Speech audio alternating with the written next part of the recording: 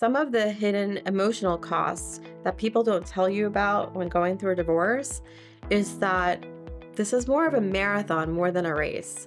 Emotionally, you need to be prepared that while you're going through a divorce, it may not be completed and finished in a very short period of time. It may take longer than what you envision or what you anticipate. It requires a bit of endurance. And you may go through a lot of emotions and feelings that you weren't expecting, sort of like the 7 stages of grief. If you ever lost a loved one, you go through all these different stages of denial, of anger, and you may find yourself experiencing those emotions. People just aren't aware that when they're going through a divorce, that all these different kinds of emotions that they're not used to experiencing may come up from them. And that's okay. It's perfectly normal. And if that happens for you and you need some professional assistance or guidance, that's something to look into and consider for yourself. Some of the ways in which divorce can affect your day to day life, it may hit you that there's this major change happening, that you're no longer going to be married, and now you have to figure out a new way of being. It can wind up consuming your thoughts, your day to day thoughts, like all day long from the time you wake up to the time you go to bed at night. But if you have a way to distract yourself, if you have a job, if you have friends that you could spend time with, and just find ways to occupy your time so that you're not focused so much and letting it consume so much of your brain space, that will help you get through this time in a much easier way.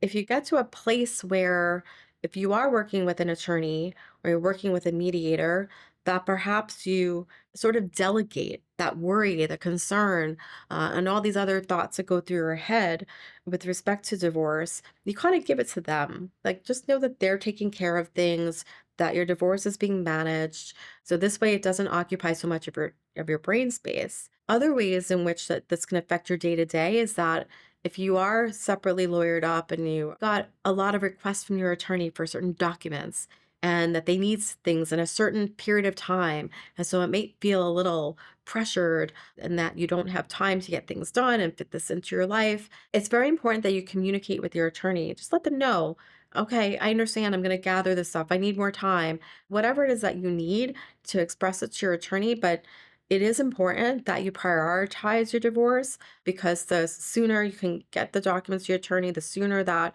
you can process these things, the quicker you're likely to process and get through your divorce. Another thing that people don't tell you about divorce is that your finances will be impacted. While you may be living a particular lifestyle that you've become accustomed to, perhaps both you and your partner, both working and your two income households, well, that was great to maintain the household and the lifestyle that the two of you have. Now, when you're going through a divorce and you're going through a breakup, the reality is you're both going to be living separately apart, and the same incomes that were supporting one household now need to go so far as to maintain two households. And people just don't think about that. Some of the other unexpecteds that may come up in a divorce that you may not be aware of, hidden costs that you just weren't expecting. For instance, there may be the possibility that your partner may need spousal support paid to them during the pendency of the divorce. May not be something that you thought about. There may be a requirement, or perhaps you or your spouse may be asking for counsel fees to be paid for. Other unexpected expenses is that here you thought that you were just filing for divorce, you're going to get divorced, things will be separated, but you didn't anticipate that perhaps the other side wasn't going to comply. And now your attorney is telling you have to file these motions, and those can be expensive and time consuming. These are just some of the things that come up in a divorce that aren't really disclosed to you in advance, or you just may not be aware of, that may come up in your divorce.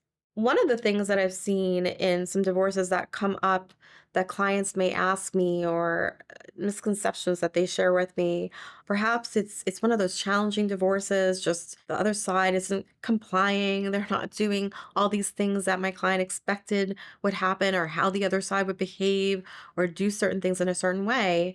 And so the client may say, "Oh, well, we'll just go to trial. That's not such a big deal. It'll just be a couple of days here and there." And the reality is that while conceptually, sure, you watch TV shows, the trials are done in an hour, they're done in a couple of days. And unfortunately, from experience, the way that the trials are scheduled in New York is that There may be some days that are scheduled together, but for the most part, you're not going to get full 2 weeks in a row to do a trial in front of a judge. You'll get a couple days here, you'll get a couple days in a couple of months from then. And your trial can actually take a lot longer than what's expected. Unfortunately, it's not like TV and it's not going to get done in an hour.